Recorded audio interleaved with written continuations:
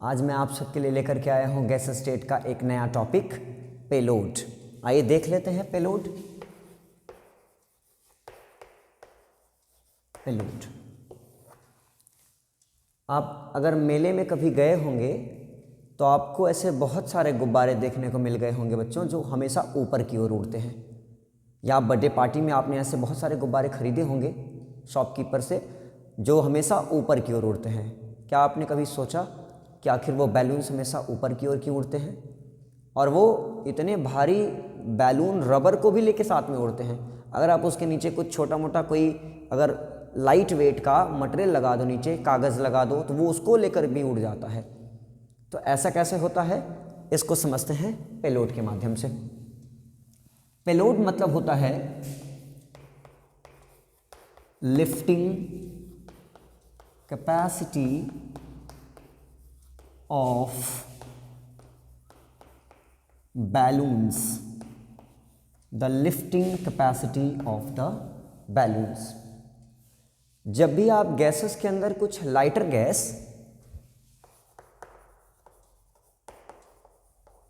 Gases like hydrogen gas और helium gas, अगर आप हाइड्रोजन या हीलियम जैसी लाइटर गैसेस अगर आप बैलून के अंदर भर देते हैं तो वो बैलून हमेशा ऊपर की ओर लिफ्ट करती है। और ये ऊपर की ओर लिफ्ट केवल इसीलिए मात्र करती है कि उसमें भरी हुई जो गैसेस हैं, हाइड्रोजन है या हीलियम है, इनकी डेंसिटी नॉर्मल एयर से बहुत ही कम होती है। तो डेंसिटी में डिफरेंस के कारण, डेंसिटी कम होने के कारण ये गैसेस हमेशा ऊपर की ओर उड़ती हैं और अपने साथ बैलून या बैलून से अटैच्ड कुछ लाइटर वेट के मटेरियल्स को भी लेकर के साथ में उड़ जाती हैं। आइए देखते हैं कि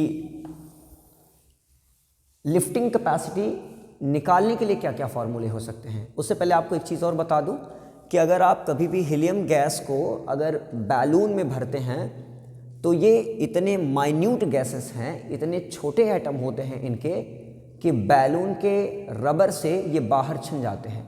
बैलून ही नहीं, रबर ही नहीं, ये अगर आप ग्लास के किसी भी ट्यूब में भर दें, ग्लास के किसी भी कंटेनर में अगर इनको भर दें तो ये ग्लास कंटेनर से भी पास आउट हो जाते हैं, छिन जाते हैं।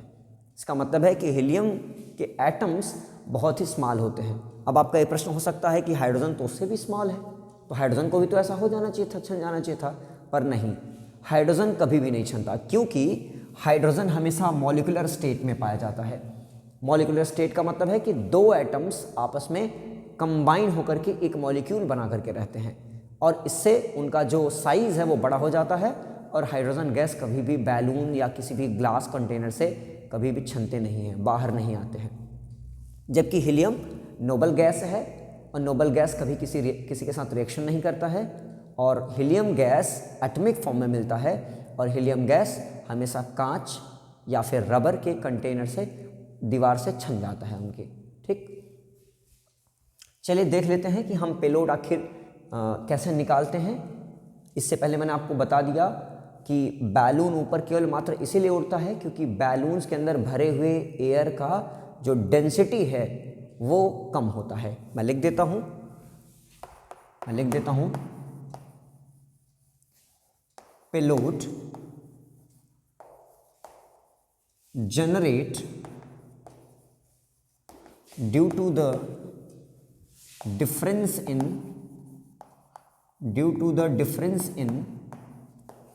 density, जो आपने बैलून के अंदर गैस भरी है ये उसकी डेंसिटी और एयर की डेंसिटी में कंपेयर करें तो आप पाएंगे कि गैसेस जो आपने बैलून के अंदर भरी है इनकी डेंसिटी कम है, एयर की डेंसिटी ज़्यादा है, इसलिए एयर में हमेशा ऊपर की ओर फ्लोट करता है। आइए फॉर्मूला देख लेते हैं। देखिए, payload is equal to formula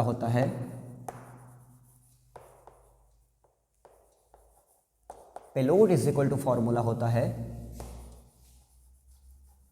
mass of gas filled in the balloon. आपने बैलून के अंदर जो गैस भरी है वो हाइड्रोजन गैस हो सकती है या हीलियम हो सकती है, तो अगर आपने हाइड्रोजन या हीलियम जैसी गैसेस भरी हैं किसी बैलून के अंदर, तो आपने कितनी गैस भरी है, कितना ग्राम गैस भरा है, उसका मास यहाँ आपको लिखना है। Mass of gas filled in the balloon minus mass of air filled in the balloon at same temperature and pressure।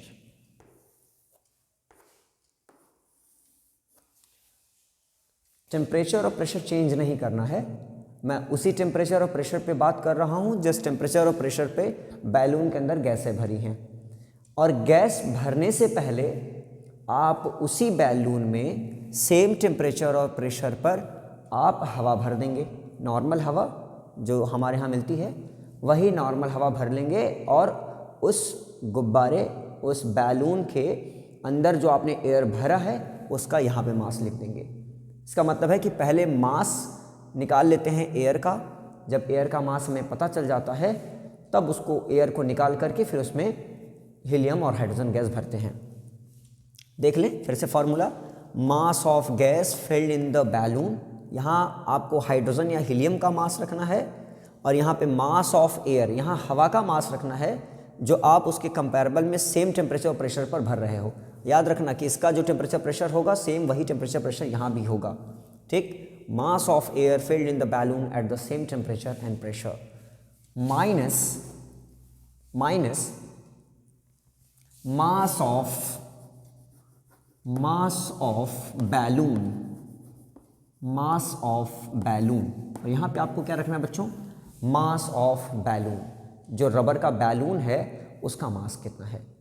तो आप इस तरीके से पेलोड कैलकुलेट कर सकते हैं कि आखिर उसकी लिफ्टिंग कैपेसिटी कितनी होगी, वो कितना वेट लेकर के उड़ सकता है। उसके लिए है mass of gases filled in the balloon minus mass of air filled in the balloon at the same temperature and pressure minus mass of the balloon.